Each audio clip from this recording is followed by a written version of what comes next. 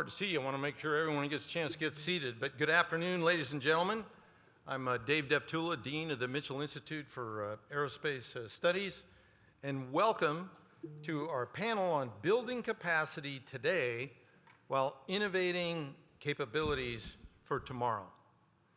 Now, for over 30 years, modernization of the Department of the Air Force has been deferred due to other U.S. Department of Defense priorities. In fact, the Air Force's budget has been less than the Navy and the Army's for the last 30 years in a row when you take into account actual monies allocated to the Air Force. The result of anemic funding for new aircraft and spacecraft, combined with higher than expected usage of current aircraft, has badly worn Air Force hardware and its personnel. Because of the combination of these realities, the U.S. Air Force today is the smallest, the oldest, and the least ready in its history. Our Air Force has less than half its fighter force and only 1/3 of the bombers that it had in 1990. Yet its latest proposed budget divests about 1,000 more aircraft than it buys over the next 5 years, which will create an even smaller, older, and less ready force. Now, the reason it's planning to do this is because current and future Air Force budgets are not at the levels required to meet the needs of our defense strategy. At the same time, both threats and demands for Air Force capabilities and capacity by the warfighting combatant commanders are growing. The fact of the matter is that the nation requires much more from our Air Force than the resources allocated to it allow. So the Air Force is in a jam.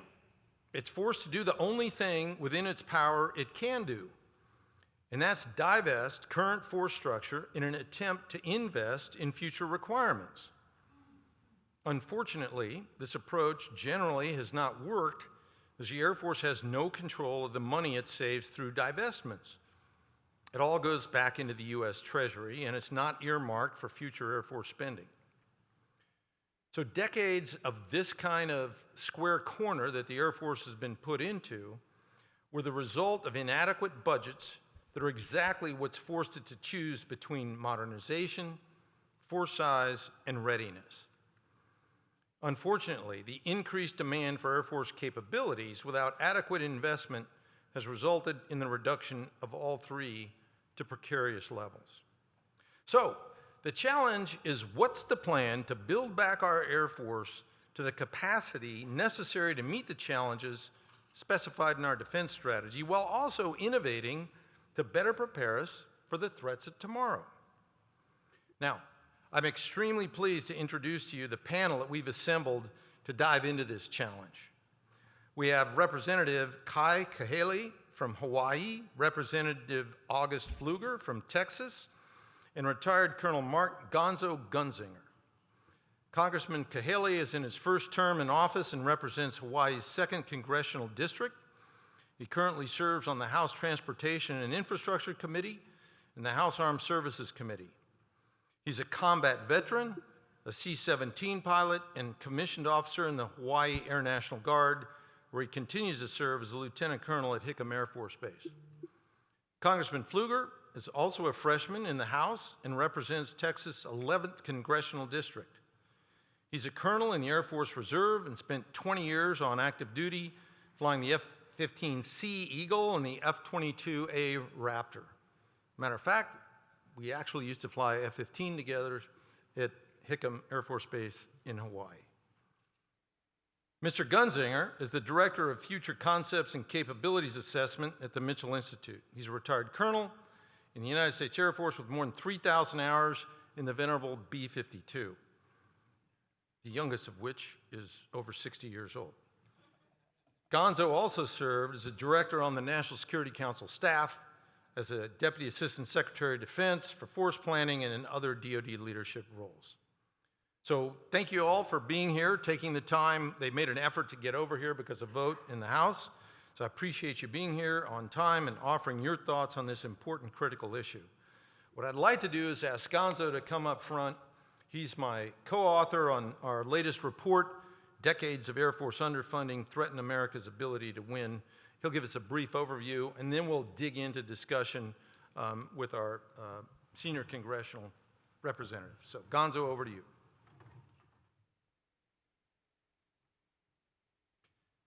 Next slide, please. So, let's start with why we wrote our report. Now, we've all heard for years the Air Force has been saying that its aircraft inventory is the oldest and smallest ever. The sad truth is, every year that's been correct.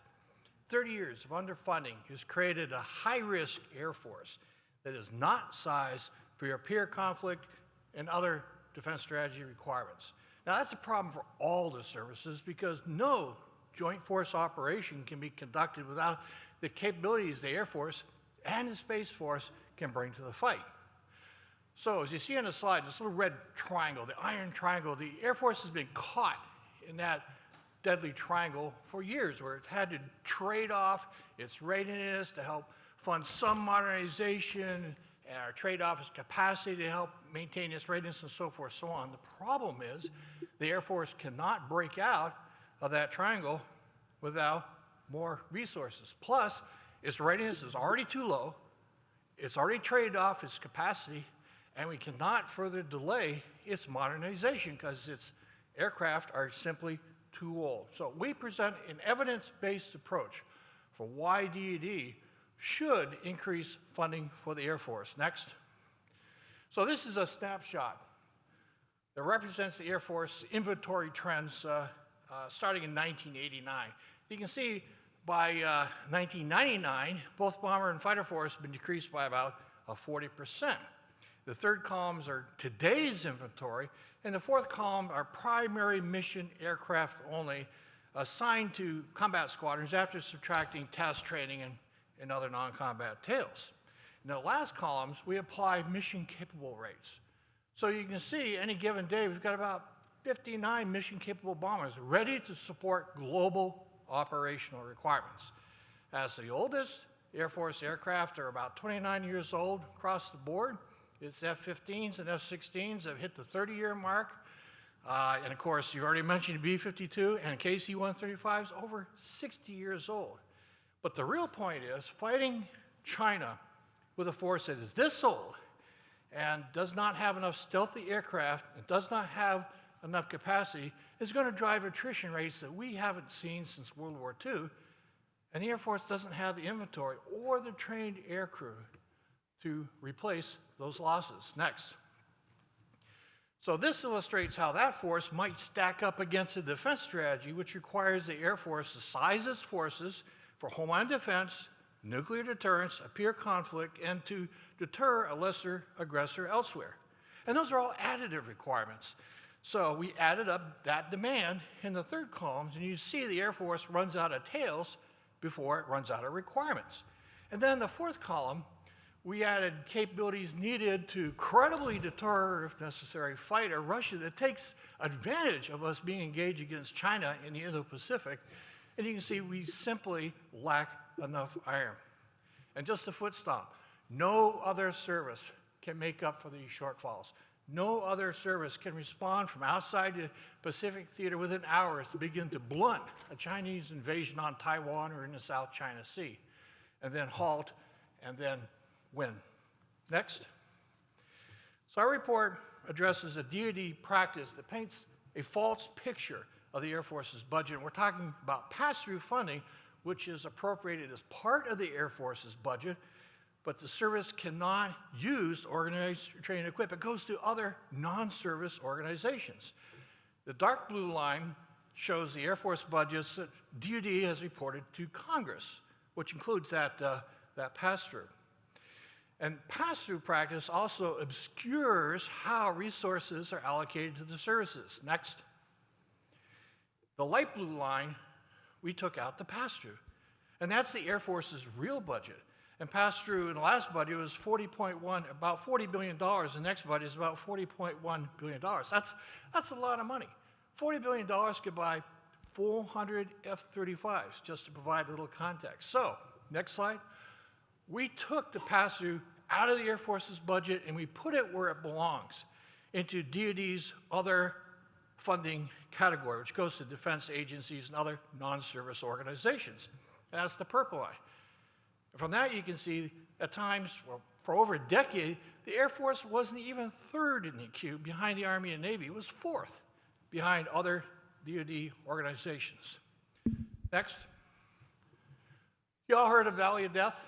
Well, this is real world, what Air Force is investing in S&T, RDT&E, and its procurement budget. You can see the gap there. As Secretary Kendall says, hey, it's easy to start an S&T program, but it comes time to actually acquire those technologies, there's no money left. And that's what this is showing. We're not buying new iron, new capabilities. Next. Going down one more level, this shows the Air Force's new aircraft procurement only has been flat, despite the shift towards deterring China and Russia, despite the shift toward great power competition. It's averaging about 7% of the Air Force's budget in any given year to buy new combat aircraft. 7% of the Air Force's budget to buy new combat aircraft. Next, and just for context, this compares the Air Force's new aircraft buys with the Navy's. And you can see, once again, the Air Force has been in trail. Why? Again, budget. Last slide. So to wrap up, we make 5 recommendations to help break this budget-driven spiral toward a hollow force. First, shift pass-through to DoD's non-service budget line so decision makers can have the right sight picture of resources the Air Force actually receives. DoD and Congress should also prioritize funding for capabilities and forces that are most capable of defeating Chinese aggression. And since that fight in the Indo-Pacific will be predominantly in the air, space, cyberspace, and at sea, that's where that new funding should go. And that's going to require real Air Force budget growth, which should be used to immediately begin reducing risk by buying next-generation systems that are already in production.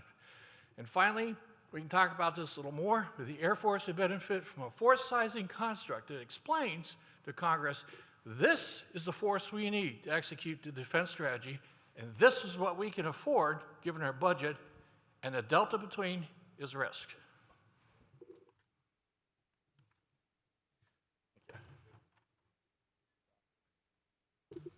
Well, thanks for that rundown, Gonzo. What I'd like to do now is turn this over to our representatives, Kahele and Pfluger, and so whichever one of you would like to go first. I'll defer to Texas. Finally, some bipartisanship that works. That's a good thing. First off, to AFA, thank you for hosting this. It's always, I mean, it's a great conference to begin with, but to see so many active duty personnel, reservists, guardsmen that are out every day doing the job, I applaud you. And your service, your family service is very important to those of us on Capitol Hill. It's recognized by us, but thank you for that. To the Mitchell Institute, General Deptula, you have an incredible advocate for air and space power right here. And the conversations that General Deptula, Gonzo, and the personnel, the men and women who are advocating for air power, for space power, for what we know is just an insatiable appetite and demand from our country and from our partners and allies. This institution here does a great job of getting down to the details and then being strategic with where we need to go. And I think we can all admit that, y'all, we are facing an incredible threat environment right now around the world, probably more complex than we've ever seen. And I used to think that it was more complex since World War II, but I don't know that that's true anymore. It might actually be more complex than we've ever faced.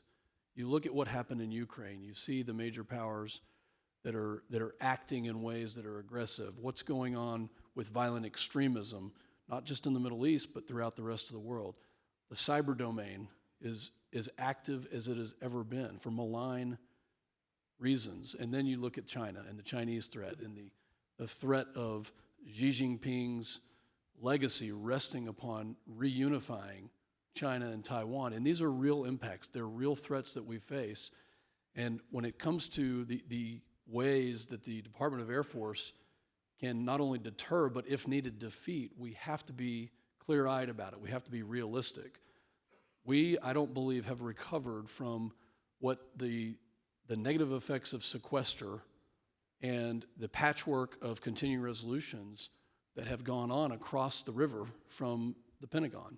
And those have been a real threat to our own security because it lacks predictability, it lacks planning, and it doesn't allow what decision makers in the Pentagon need to be doing to address those threats, to take a threat-based approach to force planning, like was just so eloquently mentioned here. Obviously, pass-through is an issue. It's a threat that faces decision makers because the story needs to be told in a way that mentions that insatiable appetite, that demand for air power. When anything pops up around the world, what is the first phone call that's made? It's to air power. It's to space power. It's to the Department of Air Force. The political capital needed to send an airplane is not nearly as high as that would be required for boots on the ground or any sort of other method or other department or other domain. So we have to be clear-eyed about the threats that we're facing. And really the solutions, I think, come down to a couple of things. Number one, our request from the other side of the river is that the Department of Defense, the Department of Air Force, move at the speed of relevancy to face these threats. No longer can we afford to have 15, 20-year programs like I was part of in the F-22. We have to move at the speed of relevancy when it comes to acquiring new weapon systems and getting them into an operational level of service. Number two, on the other side of the aisle, the threat of a CR, which we are facing right now, yet again, is real. And it prevents that predictability on the budgeting. It prevents the levels, $777 billion was the 2022 NDAA. And now we're over $850 billion. And that doesn't account for inflation. And we need to be addressing those inflationary pressures. But we are committed to making sure that we can avoid those CRs. And I can't speak for my other 433 colleagues, but there are those of us who are working to avoid that situation, to allow policymakers inside the Department of Defense and Air Force to do what's needed to deter. So I know there'll be plenty of other questions. I'll pause there and hand it to my good friend and partner in crime, Kahele. You took away everything I was going to say. No, aloha, and it's great to serve here with Congressman Pfluger, and same thing how you opened. General Deptula, Gonzo, Mitchell Institute, AFA, another fantastic conference and convention celebrating the 75th anniversary of our Air Force. I think what, can I call you August? I think photo. You want to go with photo? Better. All right, we'll go photo, call sign. What photo and I bring to the Hill is a perspective that does not exist, or it exists in a limited capacity. And it's being able to represent an experience and a skill set from the perspective of the United States Air Force that does not exist, really on Capitol Hill and in the authorizing and the appropriating committees where it's really, really important. And so, for myself, I serve on the HASC committee, on the subcommittee on tactical air, land, and readiness. I'm the only member of the HASC committee assigned to Indo-PACOM that's currently wearing a uniform. Another thing that's unique to both Foto and I, we still wear the uniform. I'm in the Guard, he's in Air Force Reserves.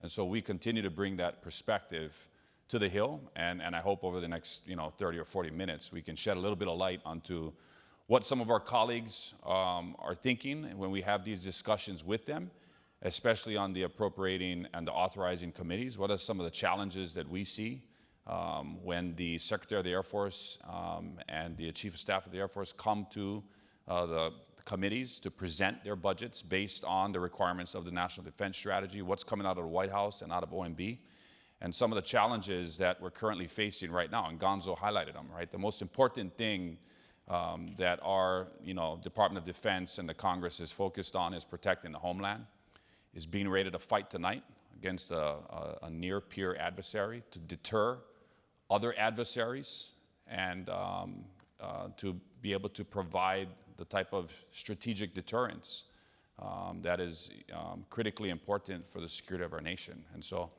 maybe over the course of the questions, we can identify areas that we can be supportive, and we are here. We are here to support all of you, to be a voice for the Air Force Reserves, for Big Air Force, for the Air National Guard in Washington, D.C. and on the Hill. So thanks for having us.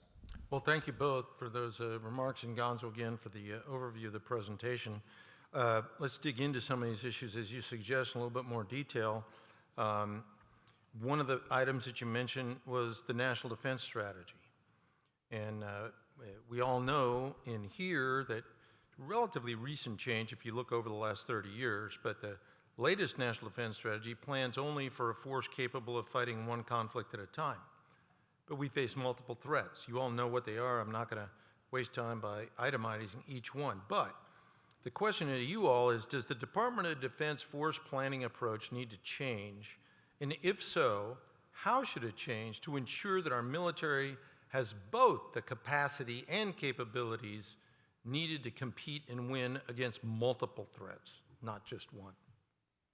I think when we just, with the new administration, a new national security strategy, came a new national defense strategy. And that's the overarching requirements for the Department of Defense to provide the defense for the nation. And what are the requirements that the services need to provide to meet those requirements coming from the administration? There's no doubt that when that request and that budget is presented to Congress, we look at it at how does the Department of Defense's budget impact national security? How does it increase or decrease risk? What are the types of investments we're making or not making, in terms of equipment, in terms of resources? And that's what we often weigh when we're looking at the budget. There's no doubt that air power and air superiority is going to be number one for any major military conflict. And it's going to require critical investments and important decisions to be made, by the Congress when it passes the NDAA. Like Foto just talked about, we're facing a continuing resolution in 10 days. A partial government shutdown if we don't get a budget done by the end of this month. And it's highly likely that nothing's going to happen before the November 8th general election to see what the political dynamics are going to be in Washington, D.C. before the Appropriations Committee passes out their defense bill, both from HAC-D, and see what the Senate does. The Senate hasn't done anything yet. The House Armed Services Committee, we've passed the authorizing bill, and we've passed it over, but the Senate hasn't taken action yet. So we're going to have to see what they do, and it's probably going to be pushed into sometime in December when we're able to pass the final NDA piece. Yeah, totally agree. And I think just let me go back to my days at Tyndall Air Force Base, or training in the F-22 in a mission just 5 years ago in the Middle East. Start with the target. Start with the threat. What is the threat? And how do we identify that? The NSS, the National Security Strategy, the National Defense Strategy, these things should identify the threat. And it shouldn't be a reactionary, let's give you the budget and then come up with what your threat is. No, it's actually opposite of that. There's a threat, and the force planning structure that we have right now does need some help. I think it can be sharpened and refined to identify not just the capabilities. I mean, the capabilities are very important right now. First off, the Chinese, they do not have the same bureaucratic nightmare that we have here. And I know that's a shocker to everybody, but when they say there's a threat and they go out and try to solve these problems, what they're doing is allocating the amount of money that's needed to go face down these threats. Now, we don't have unlimited amounts of money, and we're facing $30 trillion in debt in our country that has to be dealt with. So knowing that, we still have to start with that threat environment. We still have to start with what is required to deter, to defeat, and then that's where the capacity issue comes in. And what needs to be communicated loud and clear is we know what the threat is, we understand that there are finite resources, and this is coming from the Pentagon. We're going to be able to have a capability to meet X, Y, and Z threat, and when you can't meet that capability, it needs to be clearly communicated so that the risk can be assumed on the other side of the river. And likewise, on the capacity side, just a couple of years ago, the Air Force did a nice job of coming up with a number of squadrons. And since the Gulf War, we have been declining in that capacity to meet and defeat the threats that are around the world. So absolutely, we need to reorganize, to refine, and to do a better job when it comes to force planning, and to have that threat then basically communicated to the American public. And when those things are done, and I think the pass-through issues, and I've introduced legislation, I know Kai has worked on this, the pass-through issue is not communicating the real story, the narrative, and you'll probably get to this, but it's not communicating the real story of what the Air Force budget is from year in and year out, because it's being masked to the tune of $40+ billion. And why the pass-through is so important is it's two things. One, it creates transparency. It creates transparency for the decision makers on the Hill and for the American public. The second thing it does is it provides parity. It provides the United States Air Force to be able to compete against the other branches. Historically, it's been 1/3, 1/3, 1/3. But if you look at the Air Force's budget as presented by the administration, it's about $230 billion. That is not reflective of what the Air Force has money to spend on, because you take out $40 billion in pass-through. You take out about, 20-something billion to fund the Space Force. And you just look at the two legs of the three-leg nuclear triad that we have to, and the cruise missile defense that we're responsible for. And there's a lot of requirements placed on our United States Air Force. And we're just not able to invest in more F-35s, more F-15EXs, more platforms. We can't get the B-21 fast enough to replace our B-1s or our B-2 strategic bomber force. So these are the things that are important, and it's why fixing the pass-through issue is important. And we have other champions on the Hill. Representative Bacon from Nebraska. We've partnered with him on this pass-through issue, but it's going to require engagement from all of you to engage your members of Congress on the House Appropriations Committee, on HACD, on HASC, to be able to provide that clarity and to be able to provide them that political leverage to be able to address this issue. So, very quickly, I don't believe DoD backed off a two-war force planning construct, sizing and shaping its forces, because of a lack of threat. It did it because of a lack of resources. The point I want to make, though, is not every service needs a two-war force. DoD as a whole does. The Army should size primarily for a fight with Russia and Europe, because it's going to be air, land, cyberspace, and space-centric.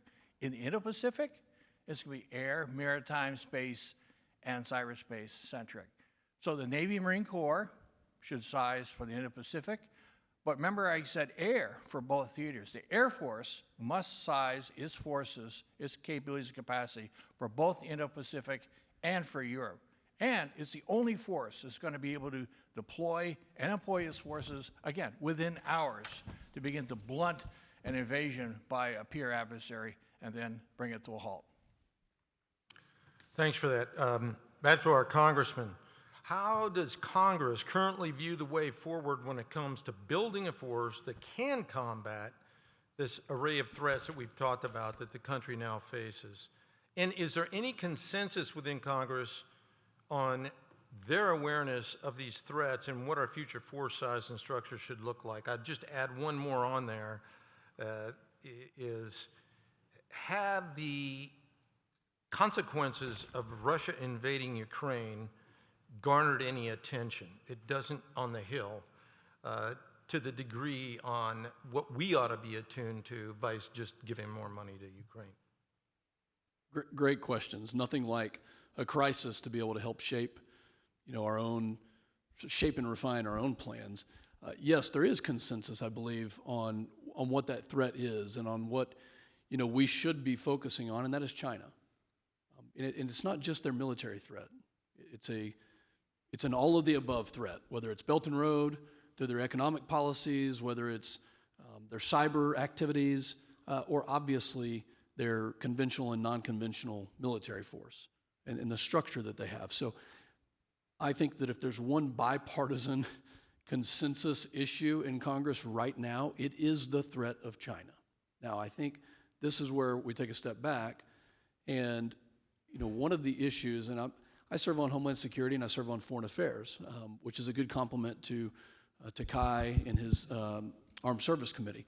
Let me speak on, from a perspective of a member of Foreign Affairs, that it appears to me that the narrative that we get from year in and year out, DoD-wide, will change. And I think the point that Gonzo just made, that we may not need every service to have a two-front war capability. That is the narrative that I think we need to coalesce around on the Hill. That is what we can do something about with a limited resource environment. And I don't think that has actually happened.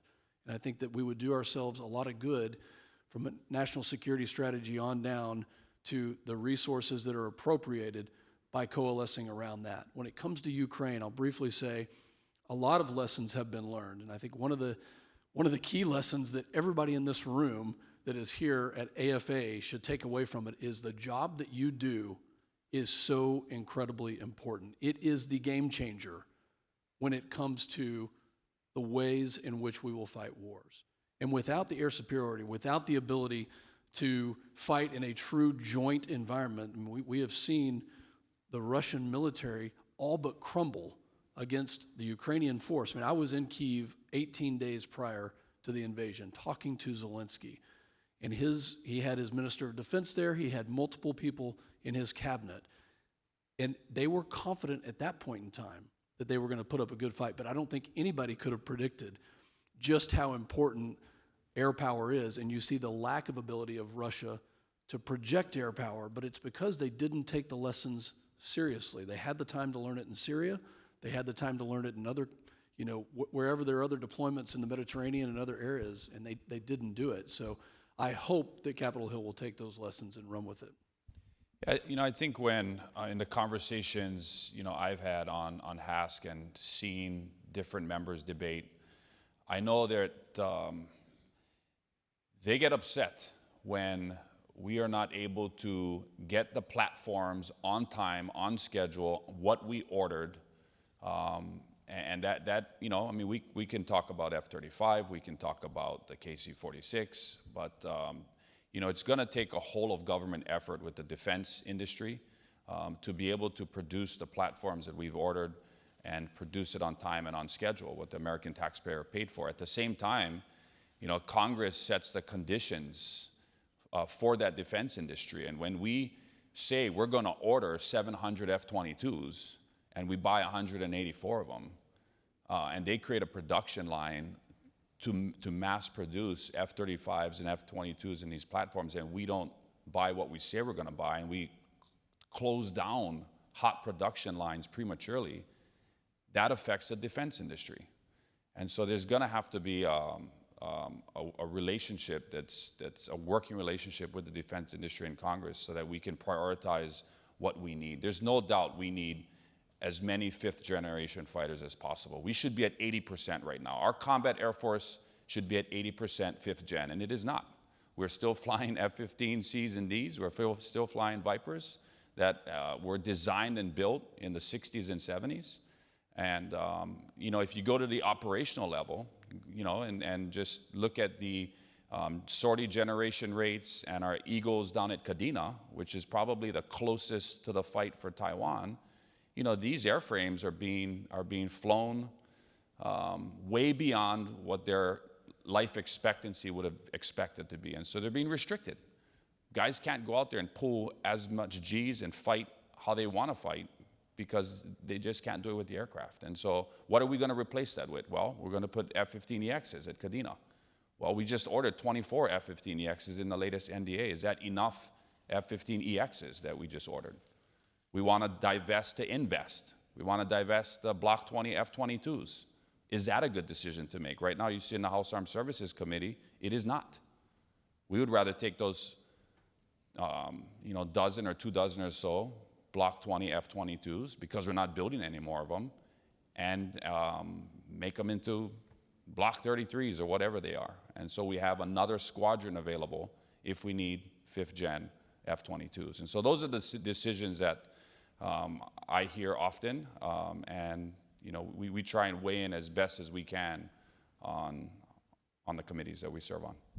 Well, that's a great segue into this next question, which has to do with funding capacity growth and future capabilities. And you just talked about how in the past we've cut acquisition of new programs that were intended to modernize some of our oldest forces. And a lot of that was driven by the exigencies at the time.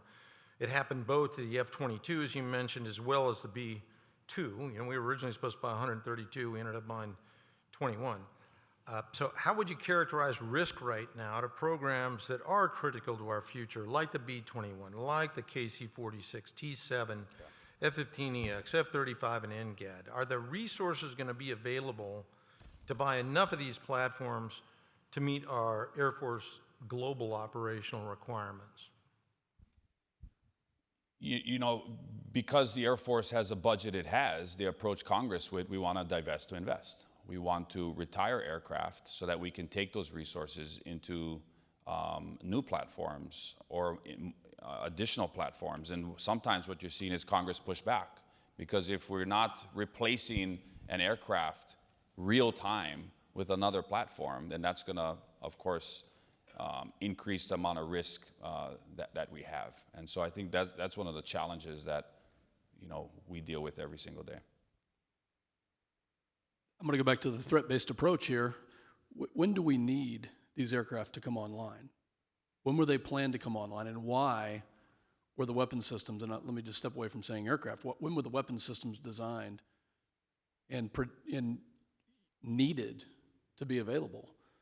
And when you look at the risk that we're assuming, it really comes down to there's a lot of political risk that I don't know is being planned for on the acquisition schedule.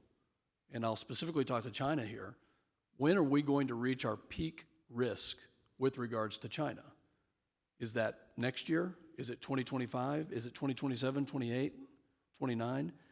And at that point in time, and it probably is somewhere between 27 and 30, 2027 and 2030, at that point in time, what weapon systems do we have to execute the NDS? And so yes, I think we do have a real problem with risk right now. Specifically when it comes to our 5th generation fighters, when it comes to the transition between the B-2 and the B-21, are we going to be able to actually execute what the NDS states that we need to be ready to execute? And this is a real decision that we're going to have to make on both sides of the river, and we need to come together in both branches of government and have that clear-eyed discussion, because I think that the risk right now, from my perspective, is actually outweighing the need to, let me put it this way, we've got to speed up our acquisition cycle at the speed of relevancy and get to those public-private partnerships using maybe private companies in some cases that can leverage quickly technology to meet those threats. Very good. We're coming up to the end of our period. Real quick question to both of you on innovation. With each service pursuing their own solutions for a future fight, obviously we've got to be selective in what we choose to invest in. How do you view the current process of picking so-called winners and losers when it comes to innovative technologies? Neither of us want this question. I think it's slow and archaic, and I think it's not, you know, we're basically dealing with a flip phone system when we've got an iPhone world. And that flip phone system is not good enough to meet the iOS updates. And if you use some other type of phone, I'm sorry. You know, I see a friend of mine here that runs AFWorks, and that you know, Nate Diller is somebody who is, you know, constantly fighting this battle of bringing technology rapidly to bear so that the ideas that we have can be in an iPhone world, not, you know, 20 years ago. And so, quite honestly, you know, I'm not going to grade it here on the stage, but it's not meeting the standards, and we need to increase that, leverage technology, and do it at the speed of relevancy. You know, I'll jump to another point. You know, we've been talking about platforms and all the fancy shiny objects, but we often forget about our airmen. We forget about our military bases that have suffered from years and years of lack of investment. I just went to Columbus Air Force Base back in March. I hadn't been there in 20 years. The same base that was there when I was there. Same T-38s that were flying when I was there. And so we got to be investing in our bases. Joint basing has not been a good thing. It hasn't been a good thing for Hickam Air Force Base, I can tell you that. We haven't put in investments at Hickam for years. And that's the same way across the entire force. So if we're not investing in our bases, our infrastructure, our people, how are we going to be investing in additional platforms? And that's, I think, something that often goes overlooked, especially on the Hill. We've got a lot of commanders, and I know Colonel Ryleman, I'm not sure if he's in the room, but the base that I represent, Goodfellow Air Force Base, through Colonel Ryleman's leadership, is doing exactly what Kai is saying, and that is bringing to attention the things that are going to, the most foundational Maslow hierarchy needs, shelter and food, and these things that are going to actually have an impact on recruitment and retention, and we don't want them to have a negative impact on it. And the airmen that come from Goodfellow, I'm proud to represent you. I'm proud of what you do. Just a quick word. I'm all for innovation, no question about it. I've been a champion of next-gen technologies for decades, in and out of the department. But we can't let 1,000 flowers bloom, which is an approach the DoD seems to be taking. Take the Army, for instance. It's investing in hypersonic weapons. It's going to buy a $50 million missile to kill a single target. That doesn't make any sense whatsoever. You have to apply cost-per-effect analysis and invest in the things that will have the most impact in the battle space of the future, rather than just allowing each service to invest in whatever it thinks it needs. We need cross-domain, we need cross-service trade-offs, and no one is driving those trade-offs. And maybe, Gonzo, then, and I know the Mitchell Institute has proposed this, the cost per effect analysis, or looking at mission roles and responsibilities for how we execute the National Defense Strategy is something that should be seriously considered at I'll the just Pentagon. finish up with a plug for, if we're not going to increase the defense budget, we're not going to decrease the requirements in our National Defense Strategy, then we have to make smarter decisions about the resources that we have, and that's where cost per effect decision-making comes into play. So with that, ladies and gentlemen, we've come to the end of our panel. We really appreciate you all being here. And Congressman, thank you for taking time out of your busy schedule for being here. And for all of you, please pick up a copy. I think that there's copies of the report in the back.